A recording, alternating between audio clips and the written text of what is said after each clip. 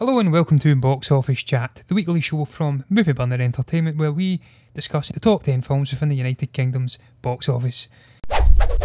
This is for the weekend, 10th of August to 12th of August, and joining me as ever is Stephen. We've got a new film into number one. Stephen, I've seen it. Yep, it is The Meg, Jason Statham's The Meg, and its first week, as you said, John, grossing 3.7 million over the weekend. Quite impressive. It's quite impressive, Stephen, considering it's a shark film, and we've had so many shark films that you would have thought the audiences would be getting bored with these type of films by now, but they haven't.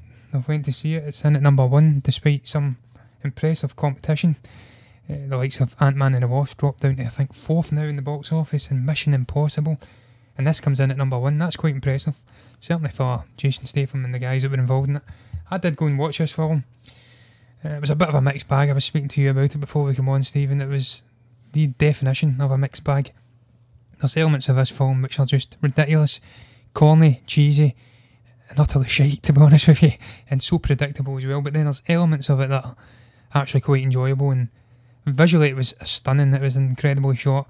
There was moments where I was cringing with the sharks, kind of like continually missing the characters as they're trying to crawl into the boat and stuff like that, and they keep ending up in the water. I don't know why they don't take the hint, and that was a little bit jarring. I'm like, this is meant to be a 70 million year old, whatever, supposed prehistoric extinct shark. It should be quite intelligent, quite nifty in the water, but no, it kept missing the guys that were falling into the water. That was a bit disappointing. Some of the visuals were a little bit meh, but for the most part it was quite stunning. Some of the bits I didn't like, most of the acting in the film. Jason Statham was the best guy in the whole film, which is quite a damned indictment for the film, because he's not the most talented actor in the world, but he was by far the best thing. A couple of other prominent people in there as well, though. It wasn't just the Jason Statham show. We had Rainn Wilson, Cliff Curtis, who I know from Fear of the Walking Dead. There was a few people in there out with Jason, but he was the main man, and it showed he carried the film for the most part. Bing Bing Lee, I believe she was playing Suyin, who was the other kind of a main protagonist, Asian protagonist. I was cringing at some of her lines in the film because she had really broken English, and there was some moments where she was kind of a slur in the words, and I was cringing. She improved as the film went on though, but the acting was a bit meh. Visuals were incredible, as I did say. The shark was actually quite impressive. There was moments where I was cringing, and the nails were digging into the seat. And certainly moments where Statham was trying to swim away from it or something like that, and when the little girl was going up to the window, you seen that in the trailer. That was epic. Favourite part of the whole film was a moment with the little crafts at the end where they were zipping through the water trying to get away from the Meg. That was almost like a Star Wars film. I says that to you, Stephen. It was exhilarating, quite fast paced. But listen, mixed bag. Not the worst film I've ever seen in my life. Certainly not the worst shark film I've ever seen. There's been some utter abominations in that genre. Just a classic monster horror film though. You'd get all the classic tropes in there. Big shark comes and eats a slightly bigger shark and all that crap. Listen, it's doing very well in the box office here. It's come in at number one overall in the world, $216.6 million off of a $130 million budget. That's okay, man. It's only been out about a week, so that's quite impressive. Yeah, John, I've not seen this movie. Your description of it is what I expect from this type of movie. You know, did I expect this to be, visually stunning? Yes. Did I expect the storyline to be predictable? Yes. Did I expect the acting to be quite meh? Yes. And that's before I even see the film. But, that's one of those films that I get into expecting the movie to be exactly that. Very similar to Skyscraper. You're either going to go in and enjoy it for what it is and just accept it for what it is, or you're going to go in and absolutely hate it, and you really shouldn't be going into movies like that in the first place. But yeah, John Turteltaub, I'm not really sure how to pronounce that, John. He directs this movie. He's had a kind of a I don't want to say this, but he's had a bit of a meh career as well. He's been involved with Nick Cage a lot, hasn't he, Steve? National Treasure kind of stands out. That's one of his better films, Nick Cage, better films recently. Certainly, I didn't really enjoy that franchise. Phenomenon was probably one of the first films I saw from this director, starring John Travolta. The film was a bit boring, to be honest with you. I expect a little bit more from this type of movie. As you said, John, we've had some great shark movies over the years. More notably, the Jaws series up to before Jaws the Revenge. Sharknado. It just gets more ridiculous, you know. And I don't expect this movie to have that kind of ridiculous sort of storyline to it. But the promotion of this, you know, the first trailer that came out, I was quite impressed by it. The movie posters as well were very straight to the point. We knew what we were getting with this enormous shark. 70 foot. 70 foot. You don't get bigger than that, do you, really? No. And just looking at that overhead shot as well, with all the with the, you know, the surfboards and the rubber dinghies and stuff like that, kind of shows you the sheer scale of this monster. Yeah. It's a film. You know, you've told me about it. I've read the reviews. A lot of people don't like it. You know, some people just accept it for what it is. And it's exactly that, John. It's one of those popcorn type flicks that you'll just get in and watch. You know, it's something that I don't think you're going to get back and watch, though. I don't think it's got any rewatchability value in it. I don't even think it's got the legs on it to have a sequel. It's going to be one of these one-off movies. I think the timing of this movie, I think this should have come out early summer rather than late summer, but that's just my opinion. But I might catch this. I might, you know, if I've got nothing better to do on maybe a Sunday afternoon, it's one of those ones I'd pop along to see just to use our unlimited cards. But I'm not going to get out my road. Yeah, Stephen, I'll finish with a couple of things here, but I've actually wrote my notes. This is my summation or summarisation of this film was. It wasn't great, but I've seen worse films. Decent bit of escapism, totally unrealistic, full to the brim with cheesy, predictable action tropes and some horrendous acting in stages. But Stephen carries it. The action and visuals can't be criticised. So, kind of about what you said, Stephen, I do find it interesting you mentioned Skyscraper, because I always look at Statham and Dwayne Johnson as like this generation's Arnie and Sly. Dwayne Johnson's very much Arnold Schwarzenegger, and Statham's very much Sly Stallone of the noughties and the further on generation. And that he doesn't quite hit the levels that Dwayne Johnson does. I'll finish by looking at the Rotten Tomatoes score, and it kind of just paints the exact picture you would imagine it would paint. 48% rating from the critics, 57% rating from the audience. You click into the top critics, 26% like it. You don't expect these guys to like these sort of films. These guys like art house horrors and the more pretentious type films. They're not going to go along and watch a blockbuster action film. It's just escapism and get anything out of it. They just ain't. But we're going to move on, Stephen, to number 2, which is Mamma Mia, Here We Go Again. It's still in there. It's grossed £3.5 million for the weekend. It's out 4 weeks, and its total gross is now sitting at £51.2 million. That is unbelievable. That's a fantastic performance. I've still not went to see this film. I don't think I'm ever going to go and watch this film. I've still not even seen the original. It's not my cup of tea, but it's got its audience. Musicals seem to have been connecting with the UK audience recently. They've been doing well. The likes of La La Land, and more recently The Greatest Showman, which was in the box office for about 15-18 weeks. So it's now sitting at $292.3 million worldwide, off of a $70 million estimated budget. It's more than made its money back. It's still not going to make the sums that the original made, though. Yeah, John, I think I've said all I've got to say on this movie.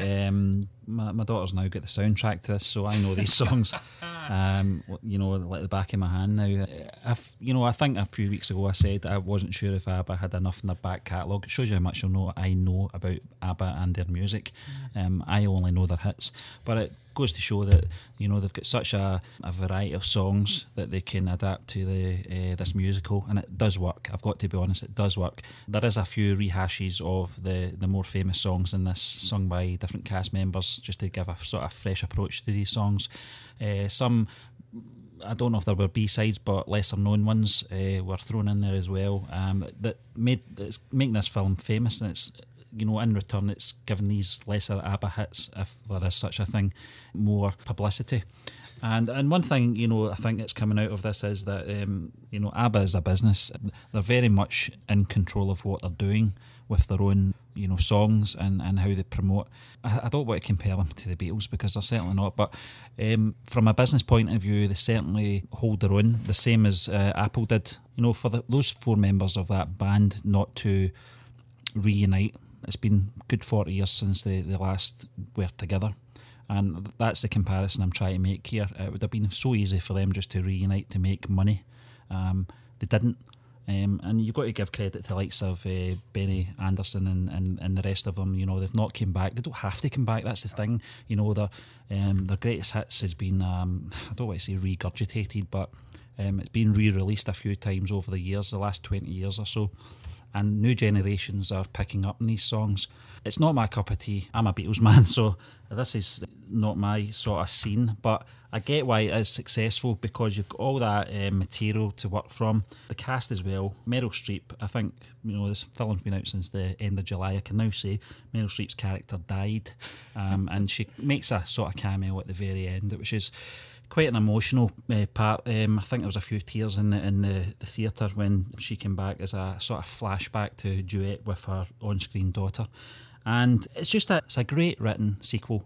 If you'd asked me maybe a couple of months ago when the film's promotion and stuff like that was just getting ready for this release, if it would be as successful as the first one, I probably would have said no. I'm so wrong about that. This film surpassed the original. It's certainly getting higher ratings as well on IMDb, I notice. And I don't think it's going to overtake its original movie in the box office, but as far as the sequel goes, it is a comedy, it is a musical. You don't really get a lot of successful comedy musical sequels out there. This one seems to be a one-off. Yeah, final thing I'll add, Stephen, is that you brought the Beatles into it, and you says, is there such a thing as an unknown or unsuccessful ABBA song? Well, since we brought the Beatles up, if the Beatles can put out a song like Wild Honey Pie, which was an utter abomination, then you best believe that ABBA have got some shite songs as well. But we're going to move on to number 3, which is Incredibles 2. It's now grossed 2.2 million. No, it's not. It's grossed £2.1 million at the weekend, down just 10.3%. Still shown in 658 theatres, incidentally, and its total gross is now £45.8 million after 5 weeks. That's doing rather well too, I have to say. It's been out a week longer though, not quite hitting the heights of Mamma Mia, here we go again. But it's doing well. Animated films have had a great time at the box office over the last year or so. They've probably had a great time at the box office forever, because they just connect with all audiences. Certainly this is a Pixar Disney film. They are famous for connecting with a whole range of demographics. They've got the seriousness and the exploration of some important themes underlying all the superficial stuff which connects with children, so it can connect with 70, 80-year-olds all the way through to 2 or 3-year-olds, and that's reflected on the box office success. So I went to see this film a month ago and I thoroughly enjoyed it. It's better than the first film, for me anyway. It's bigger, grander, it introduces more superheroes. Everything is an improvement for me on the first film other than the antagonist. The antagonist wasn't bad screen slaver, but it wasn't quite as good as the little ginger-haired git from the first film, whose name always fails me. But listen, it's done very well. Brad Bird will be happy. I hope we get a third film very shortly. Yeah, Brad Bird will be delighted, John. Yeah, I mean, the thing I like about this film more than the original, and I love the original, is that you've not got any sort of... You're not really delving into understanding these characters by this point. That's all been established in the first movie, so you can concentrate solely on the plot and the action, and you certainly get a lot of it in this. The animation in this film as well. We talked about this a few weeks ago, John, especially with the character of Elastigirl. Some of the animation with her sequences were just phenomenal. And you're right, this film's going to have legs on it for the next month or so, I think. I think it's going to be in the top 10 for the next 4 weeks or so. It's just over a month since it was released, and it's in a position I expect it to be in at this stage in its run. Yeah, it's only dropped 10%, Stephen, from last weekend, so you expect it to be in there for a good while yet. Its total gross in a worldwide level is, I believe, $1.09 billion or something, so it's not far off of hitting the $1.1 billion mark, so it's very successful. Its budget was only $200 million, so it's quadrupled its earnings. Can't argue with that. But we're moving on to number 4, and it is Ant-Man and the Wasp, another Disney release, and its weekend performance it grossed £2.1 million, just barely under Incredibles 2, incidentally. Dropped a fair bit down from last week though, 44.3%. Its total gross is now just £10.4 million after 2 weeks. I think this is a backlash from the fans over the decision from Disney to release this film a month later than also in the United States and maybe the other, I don't know how many other international territories, but certainly the United States. This may be a backlash.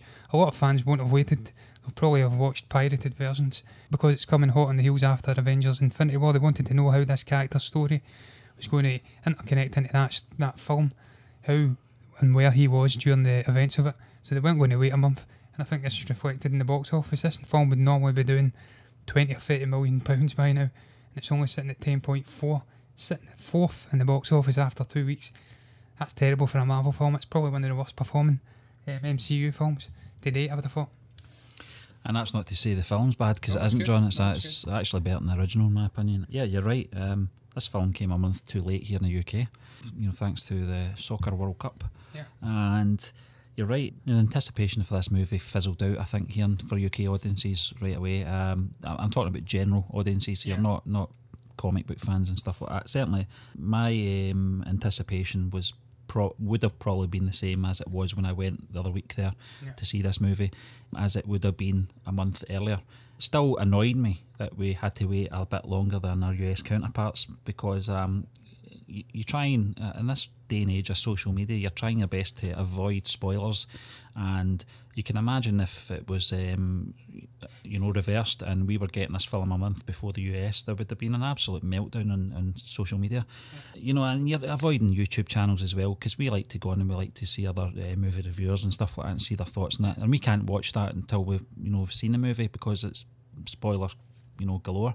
So in that part, they missed a trick here, Disney. But it's all in the past now.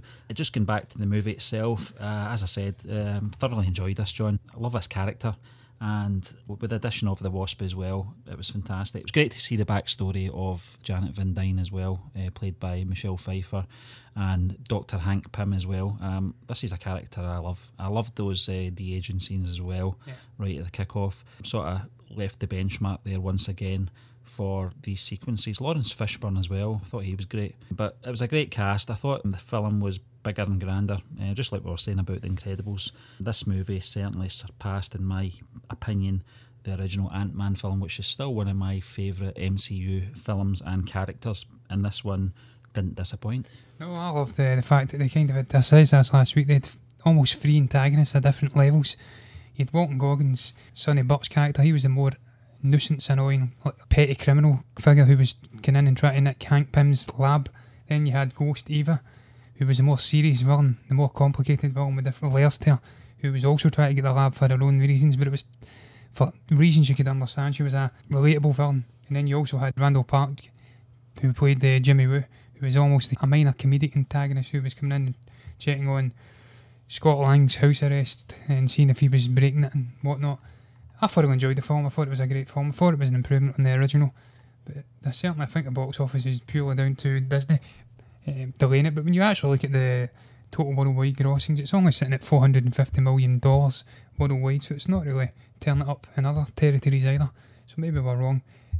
Budget was only $162 million, so you'd imagine with promotion, distribution and the theatres taking their cuts, it would be closer to about $250 million.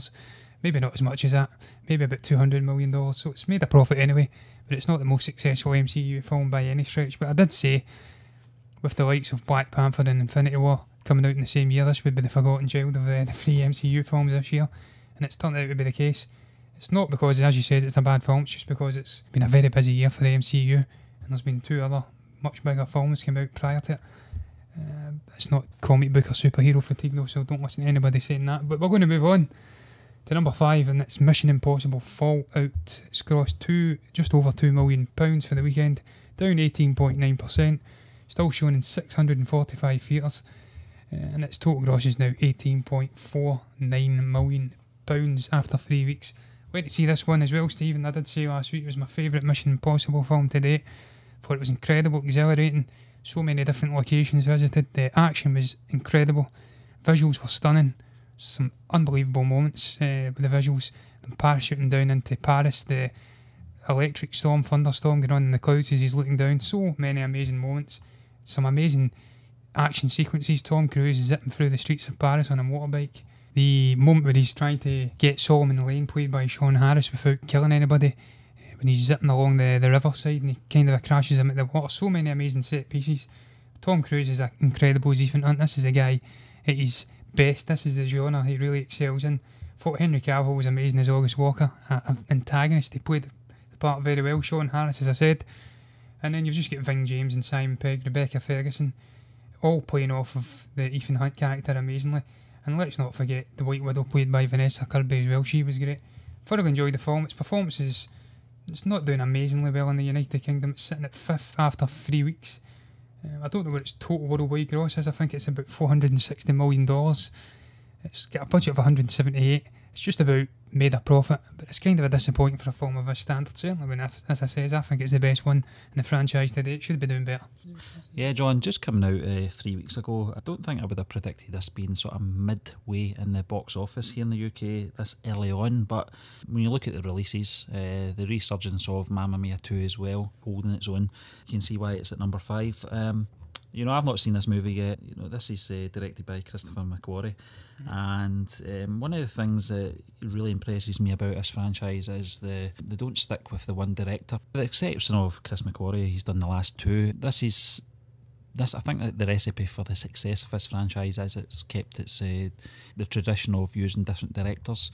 One that stands out is probably J.J. Abrams' one. I think he did Mission Impossible 3 back 12 years ago or so, and it really does, you know, it just keeps it fresh. And the one thing, as you said, John, if you got Tom Cruise in there, you know, I've not seen this movie, as I said, but I can imagine the sequences in this tops the previous films. I think that's always the goal with this franchise, is just to really go back, look at the last movie and see what they can do to top that, and it seems to work, you know. And Mission Impossible as a franchise just keeps surprising me. I didn't think this would have the legs on it, you know, after Mission Impossible 3 all those years ago, but it certainly has. You know, it's proved me wrong, and I think it will just keep going strength to strength as long as Tom Cruise wants to do this. Yeah, we're going to move on, Stephen, to number 6. It's Hotel Transylvania 3 Summer Vacation. It's now grossed £1.56 million at the weekend. It's up 5.8% from last weekend, shown in an unbelievable amount of theatres, 823. It's not the most I've ever seen, but it is pretty decent, and its total gross is now £11.4 million after 3 weeks. That is very decent for a middle of the road animation film. Obviously it's Adam Sandler. It is the third film in a franchise. I do believe it's very funny. I've never seen any of them, but judging on reactions from some people who are fans of the franchise, who have went to see the other films, the prevailing theme seems to be that it's quite funny. Directed at children, I think, a lot as well, which I'm sure you'll get into as we go on. But yeah, doing very well at the box office. Can't argue with that for a film of this stature. Yeah, it's rated U here, John. That's you know, here in the UK, that's one of the ratings for family. Yeah, I've not seen the movie, John, but I do reckon it's going to have some humour that might go over the heads of kids anyway, from what I've seen in the clips on YouTube. And you're right, you know, this is Adam Sandler and the crew once again. Adam Sandler and his friends, it is. And I've not seen the other films either. I mean, the promotion for this movie as well. This movie was scheduled for an October release for Halloween, but another film is booked that slot. So this movie was put forward to, I think it was the end of July. It was released 27th of July, I think it might have been. Yeah. And just rebranded it a Monster Vacation to a Summer Vacation. And it has worked. It's here in the UK anyway. I know that part of the promotion is obviously Hotel Transylvania 3 is all on the Happy Meals at McDonald's as well, so yeah. I think that's probably one of the reasons it's holding its own in the box office as well. It's certainly relatable to the kids here in the UK. They're certainly getting a kick out of watching this movie, especially if you've seen the previous 2 films as well. But I think it will hang about in the box office for the next couple of weeks. Yeah, and its total gross worldwide, Stephen, now $382.8 million off of an $80 million budget. More than made a profit, so hats off to Adam Sandler and his usual gang of friends that he seems to bring into every single film he's in. We're going to move on though to number 7. It's The Darkest Minds. It's a new release and it's grossed £397,000 in its opening weekend. This is a film I've not went to see, but judging on the ratings on Rotten Tomatoes and IMDb, it's a film I'm not going to be going to see. It's about imprisoned by an adult world that now fears everyone under 18, a group of teens form a resistance group to fight back and reclaim control of their future. Yeah, that premise isn't really bringing me in either. I know Bradley Whitford and Gwendolyn Christie and a few of the actors in this cast. Bradley Whitford was incredible in Get Out. He's also a guy who was really prominent in the late 90s and stuff like that. But I'm not going to go and watch this film, sorry. Yeah, Jennifer Yu Nelson, the director, John. I don't really know too much about her other than that she was involved in the Kung Fu Panda series. Yeah. Apart from that, nothing. I know this comes from the producers of the TV series Stranger Things and I think Arrival. if I'm not mistaken. I don't know too much about the cast either, apart from the ones you just mentioned, John, but it's getting kind of average ratings here on IMDb. It's shown in Northern Theatres here in Glasgow, so I think that's pretty standard for a film. It's not really had that much marketing here in the UK. I didn't know anything about this movie till you showed me earlier on, John, so I've not really got much to say other than, it's one of those films I'll probably wait until it comes on Sky Movies. It's got a sci-fi thriller element to it, so it might be one that I might take interest in further down the line once it's on either streaming service or on Sky Movies. Yeah, it's not one I'm going to be going to the theatre to see, Stephen. Apparently it's about a disease wiping out 98% of children and the 2% who are left develop superpowers. But it's only grossed $24.4 million worldwide off of a $34 million budget. It's not doing well. That's a bit of a flop. And when you look on Rotten Tomatoes, as I did hint at earlier, 18% critic rating, 14% top critic rating, although strangely the audience seem to be enjoying it quite a bit more at 77%. That'll probably hint back into what I was talking about with the Meg. Whereas the critics will enjoy a certain type of film, the audience members, the general audience, will enjoy a slightly different type of film, so that's why you get these split ratings, but I'm not going to go and watch it, sorry. Teen Titans Go to the Movies is next in our list, John. It's coming in at number 8, grossing another £200,000 over the weekend, grossing overall just £1 million. Very disappointing in its second week. The reason for this could be the timing of this movie. I think this should have come out probably early May. I think that's, just round about the time when the kids are stopping for their holidays, this might have worked, but this is a film I still want to go and see, John. It's got that kind of humour to it that I enjoy from the likes of Robot Chicken or Lego movies. It's got kind of adult themed, that kind of goes over kids' heads without offending anyone. I kind of like that humour, and I like the sort of take they're taking on this with Robin as a lead role in this. Who would have thought? Yeah. And to be in its second week though, it's very disappointing to see that it only grossed 200,000 over the weekend here in the UK. It's in 17 theatres here in Glasgow, so you can imagine in most big cities here in the UK it's got kind of a widespread release. The promotion of this film was very late in the day. I think the trailer only came out maybe about 4 weeks ago for this movie, so it didn't really have a lot of time for people to really catch on. I don't think it's going to be in the top 10 for another couple of weeks. I thought maybe word of mouth might have helped us, but it certainly hasn't. I don't know if the Teen Titans television series is really a big thing over here in the UK. I know that it's on one of the cartoon channels on Sky, and it's certainly something that I didn't really look into because I thought it was more children orientated. It certainly didn't appeal to me, but when I did see this trailer I was very surprised, and I just think possibly the promotion aspect of this movie is probably where it's failed. Yeah, I think you probably hit the nail on the head, Stephen. You says the TV series is maybe not as big over here. It's maybe not as big a fan base. It's probably more US centric. I mean, you look at the total box office crossings for the worldwide side of things. It's $31.8 million off of a $10 million budget. That's probably just about broke even to making a slight profit. I don't know how big the market side of things was. If it's not on the bigger side, then it may have made a comfortable profit. But as you says, it's about a group of minor superheroes, I believe go by the name of Titans, headed up by Robin. And you can understand, they're trying to get a movie deal, and you can understand why Robin's struggling to get a movie deal. Because Chris O'Donnell killed that character back in the mid-90s or late 90s with that horrific Batman and Robin film. So you can understand why he's struggling to get a movie deal, but he gets it. There's nefarious reasons behind the producer giving him it. I believe the villain's Deathstroke. The TV series looks cool, the animation looks cool, the comedy looks pretty cool as well, but for whatever reason it's just not connecting over here, which is a shame. As you did say, it's maybe not the best timing for the Scottish kids, but I do believe the English kids are still on their summer holidays, but they're not going to watch it. And when you look at the competition coming out in the next week or so, I believe Black KK Klansman's coming out, Christopher Robin's already out, it's delayed reaction, that we're not going to be speaking about that until next week. So it's on its last legs, hanging on to the top 10 in the box office. I'll not be here for long, but we're going to move on to number 9, which is another film which is not going to be here for long either. It's Unfriended Dark Web, 214,000 for the opening weekend, and its total gross is sitting at 304,000. That may suggest that it's maybe opened perhaps on the Thursday or the Friday and it's grossed a little bit over and above its weekend. But it's only shown in 226 theatres. I can't imagine it's going to get many more theatres. This is about, I believe, some social media thing where they watch something through a video or something like that, and it starts, a possessive owner starts hunting them down or something, or getting them to do things. Striking a little bit near to the bone, because I do recall reading something about some strange thing that came over from Japan, this weird thing. It was people manipulating children and stuff like that through social media and videos and stuff. So I'm not going to go and watch it. It's not getting good ratings. I actually thought Jake Paul was in it, so that was another reason I wasn't going to watch it, because I hate that guy. I think he's a total twat of a man.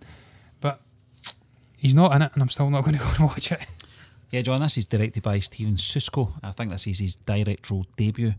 This is a follow-up to a film I didn't even know. This is a sequel. I don't know if you're aware of it, John. I'm not. I didn't know that. Which is simply called Unfriended, yeah. From 2014. Different director. The director from that one was Levin Gabredraz. I think that's how you pronounce it anyway. That was getting average ratings back 4 years ago. So I don't really see how a sequel to this was justified. And just looking at the cast as well, John, there isn't one name that stands out there to me. I can't really see this film being in the top 10 next week, if I'm being honest with you. No, I think they could have been doing with Jake Paul in there. I'm actually going to look at the full cast right now, Stephen, just make sure Jake isn't in there somewhere. What they could have been doing with Jake in there, because he might have got some of the children that like to follow that get on YouTube out to watch it, but he's not in there, and they wouldn't be able to watch it anyway, because it's a bloody horror, John, what you're talking about. But listen, yeah, we're talking about the original film that spawned this. You can understand why it got its sequel, because it made $65 million worldwide off of a $1 million budget. So that's almost like Blumhouse efforts, where they put out some turds amongst some great films, and they all seem to make money back off of tiny budgets. This is not doing quite so well, but listen, still grossed $9.1 million off of another $1 million budget, so it's probably made a profit anyway. Yeah, $1 million budget, John, suggests to me that it could be some found footage in there. This film, I think, reeks to me of a Netflix horror movie. That's not to say that's a bad thing with a Netflix horror movie. Certainly in this case it is, but it's one of those franchises that just doesn't seem to take off from the kickoff, but they just don't know how to, stop making these movies. Yeah. But we're going to move on, John, and we're kind of this is a movie I thought would have probably have nosedived very similar to the Unfriended franchise, and this is the First Purge. In at number 10, it's hanging in there. You've got to give it some credit. It has hung in there for a few weeks now, and its 6th week, it's grossed another £100,000. Overall, $6 million. I said this 6 weeks ago, John. This is a movie I'm not going to go out and see in the cinema. Yeah. I'm going to wait for this to come out in a streaming service before I see it, because, to be fair to it, it's not the worst one that I've read the reviews on. I saw the trailer as well. It looks not too bad, but I think it's most horror movies, especially when you've got that element of sci-fi in there as well, they rarely really get high ratings. Very rarely get that kind of genre hitting high ratings unless it's a film like A Quiet Place. But fair play to it, it's hung about for 6 weeks now. I didn't think it would be in there after maybe 2 weeks, but it certainly has hung in there, and Gerard McMurray, the director, will be very pleased with that. Yeah, for every Quiet Place, Stephen, you've got a Cloverfield, so yeah. There's going to be some the third Cloverfield film, that is, not the Cloverfield Lane or the first one. That they were actually not bad. The third one was utter shite. But yeah, this film, I'm not going to go and watch it. It says it about 10 weeks in a row now. Seen the trailer for this when I went to see some film. I can't remember which one it was. Didn't really strike me as being a film that I'd be interested in. The cast is fairly unknown apart from Marissa Tomei. It's doing very well at the box office worldwide though. It's only got a $13 million budget, and it's sitting at $127.2 million overall, so can't sneer at that. It's done very well. There's obviously an audience for these films, fans of the original, the other two films. It's a trilogy now, but yeah, it looks like a trilogy of ever diminishing returns, and I'm certainly not going to be going and watching it. This will be out the top 10 next week. And that just brings us to the end of this week's episode of Box Office Chat, where we talk about the top 10 films within the United Kingdom's box office. We'd just like to thank you for listening to us once again, and we'll be back tomorrow with Movie Burner News. Remember guys, if you enjoyed that episode, then do hit that like button, comment below, and maybe subscribe to the channel if you haven't done already. If you want to follow us on social media for all the latest updates from Movie Burner Entertainment, then we can be found on Twitter and Facebook at Movie Burners. You can also listen to us on Google Play and iTunes at the Movie Burner Podcast. And last but not least, if you want to access all the latest written reviews and the occasional article, then that can be found on our website at movieburnerentertainment.org.